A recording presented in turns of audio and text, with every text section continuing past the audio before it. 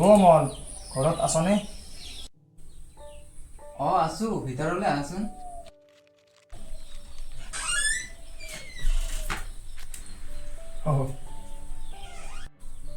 বিৰাজ ইমান দিনৰ মূৰত আহিছা দে বাবা। আহিলো দে আৰু বহু দিনৰ মূৰত মনত পৰিল। আহ বহাই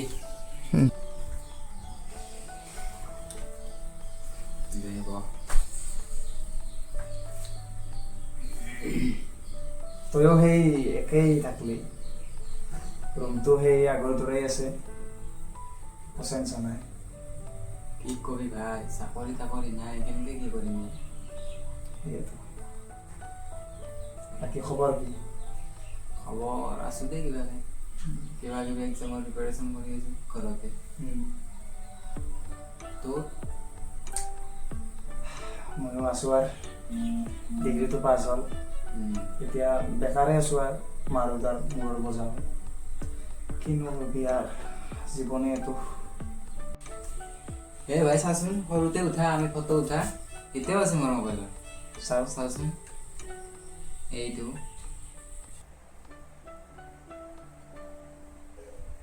কেনে আছিল ন? মই কেনে নাছিলো চাচোন, মানে দাড়ি চাৰি নাই একদম। তোক চাচোন মুখখন কেনেকে আছ। ভাল লাগে এই দিনবিলাক। পিছে হেলা বাদ দি ভাই, আজি দেখি কিনে তো আগৰ কথাবিলাক মনত পৰি গ'লে। হয়তো দে, মোৰো মনত পৰিল। কি ভাল লগা আছিল ন সেইবিলাক।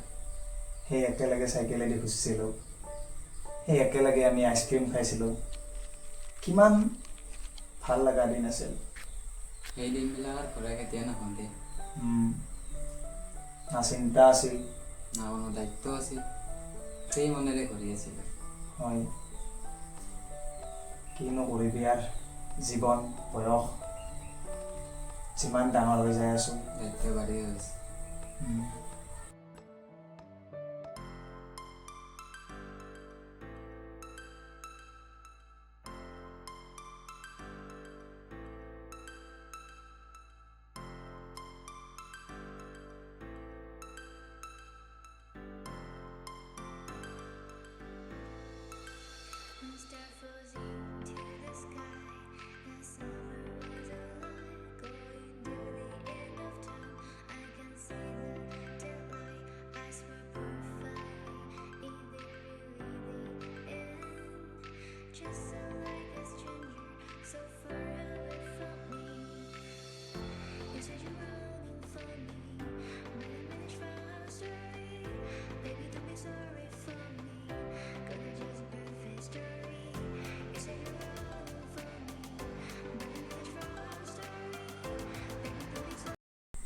কেতিয়াবাই বহুদিন লগ নাপালেও বন্ধুত্ব ভাঙি নাযায়।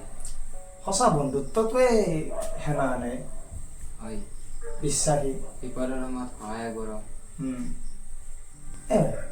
আজি মোৰ এনাহান লাগাই নাই যেন আমি ইমান বছৰ লগে বনাই।